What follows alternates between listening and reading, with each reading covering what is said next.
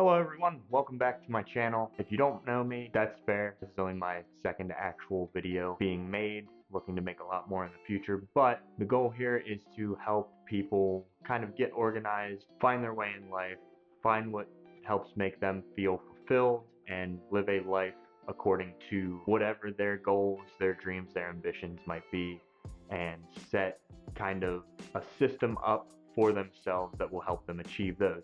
Today, I'm talking about how to orient your life so that you can ensure that you are working on things that matter to you and that make you feel fulfilled.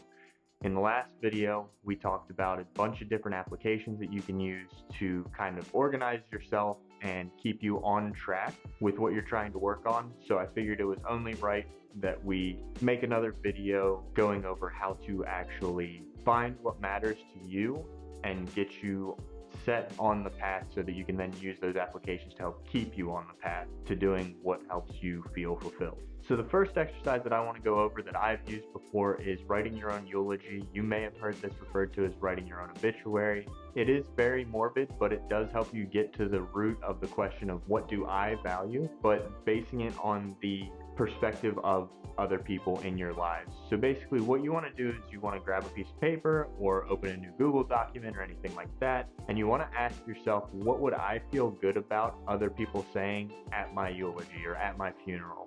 And you want to think about this from the perspective of a family member, a friend, a coworker, a distant relative, anybody that you have potentially ever met. What would you want them to say at your funeral about who you were, what you stood for, what you valued? The next exercise is called the Odyssey Plan. This is one that I use a lot of. It basically touches on getting to the answer of the question, what do you want your life to look like in 5 years' time? And the way that it does this is it carries you through 3 different variations of your life, through 3 different paths, I should say. The first one is the current path. What will your life look like in 5 years if you continue doing what you're doing right now and not changing anything? The second one is an alternate path. What will your life look like in 5 years if you change a couple things? You know, maybe it's your diet, or maybe you start working out, or maybe you get a new job, anything like that. The last one is called the radical path, and that is, what would your life look like in 5 years if you changed everything? If you reframed your entire personality into what you feel truly embodies you, or what you really want to be in those 5 years. So say you want to be more confident in 5 years' time. You want to be the life of the party. You want to have a large group of friends. Organizing your thoughts on a sheet of paper based on what you want in these next 5 years will help you then determine the characteristics, the traits, and the actions that somebody with those qualities would take over the next 5 years to get to that point that you want to be at. So the first two are, over the course of a couple of years, what do you want your life to look like at the end of your life? What do you want your life to look like in 5 years? So these next two are ones that kind of help you reframe for the next year or two. And the very first one is the Wheel of Life. This is a very good exercise. I do it quite often, at least once a year, when I reset all of my goals, when I do a reflection of the previous year. This is something that I use quite often. And it is basically taking a circle. So you draw a circle on a piece of paper and you split that up into 3 different parts. And it's going to be work, health, and relationships. And then each one of those gets split up into 3 separate parts. Under health, you have mind, body, soul. Under work, you have mission, money, growth. And under relationships, you have romance, family, friends. What you're going to do once you have this circle created is you are going to rank each of those smaller quadrants on how fulfilled you feel at the moment in those areas on a scale of 1 to 10, and you're going to color it in just that much. This gives you a very good visual representation on where you're feeling a little unfulfilled, things that you can, maybe move your focus away from or continue to maintain while focusing on becoming more fulfilled in certain other areas. So maybe you feel very fulfilled in the health aspect of everything. You're feeling very good mentally, physically, you're eating right, you're sleeping a ton, but you're not feeling very fulfilled in a romantic sense.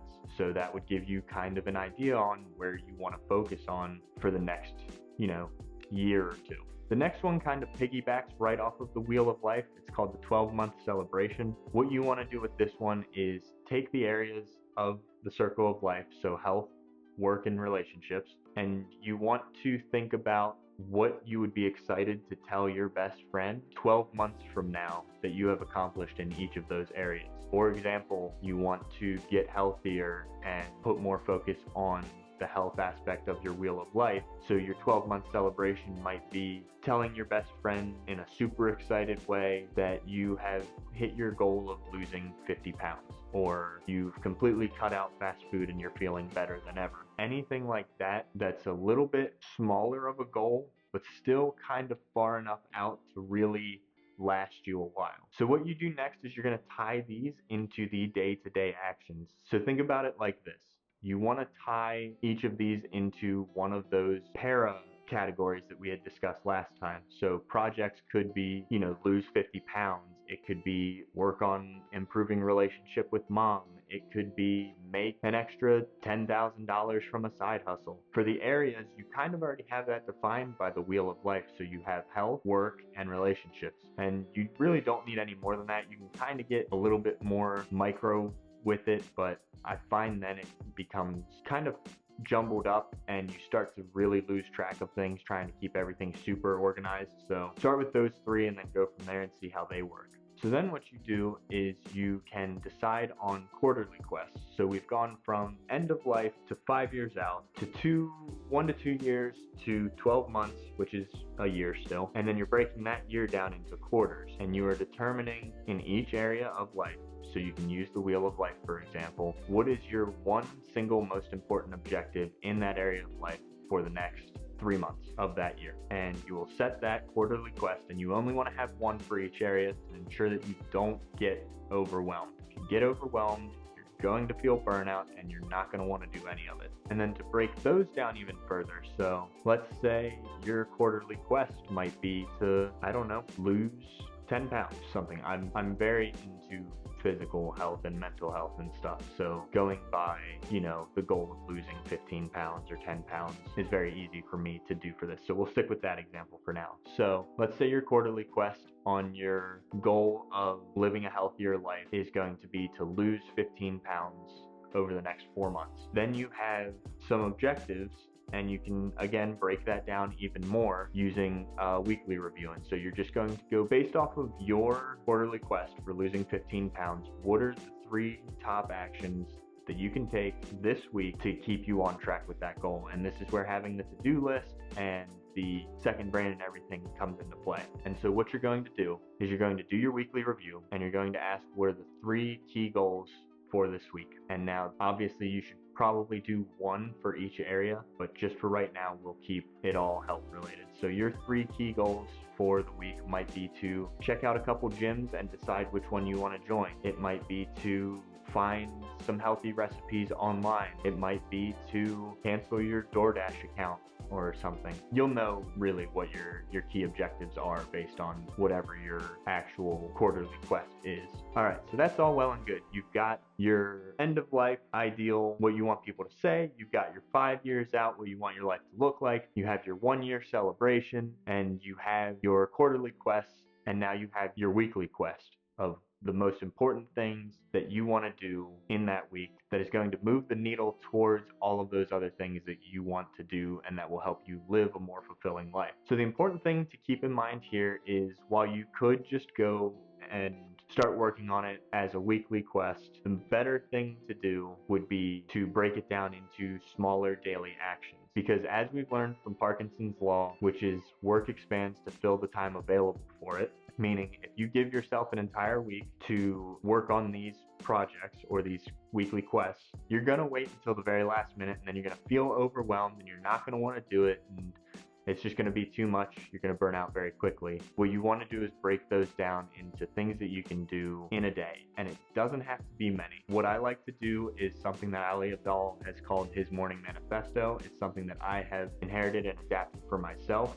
And the most important things that I have pulled from it are picking 1 key task out of your list of things to do for the week. So like basically a subtask of one of your key items for the week, and make that your 1 key item for the day. So that is your main quest for the day. And it doesn't matter if nothing else gets completed, you want just that one thing. As long as you complete that one thing, you are moving the needle forward and keeping yourself on track to the fulfilling life that you want to live. Now, that's not to say that you should just do that one and be done for the day, because following that, you would want to select from, generally 1 to 3, 1 to 4 other things that you can get done for that day as long as you have time.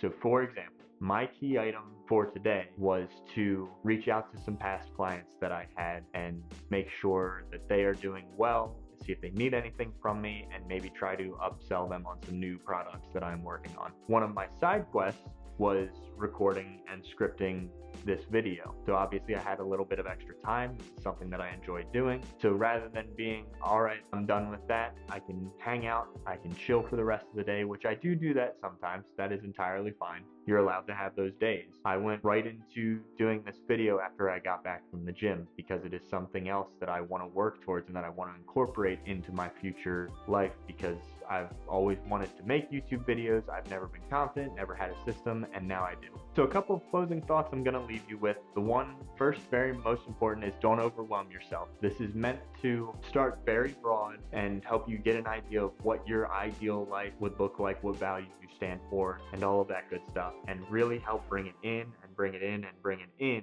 so that you go from the very end of your life knowing what it would take for you to have lived a fulfilled life that you're proud of, all the way into what you can start doing today, this very day, just a couple of things to move that needle forward to getting you to a more fulfilled life and getting you clarity on those things. The other thing to keep in mind is to be consistent, but again, don't overwhelm yourself. I try to keep it to 3-4 things a day max.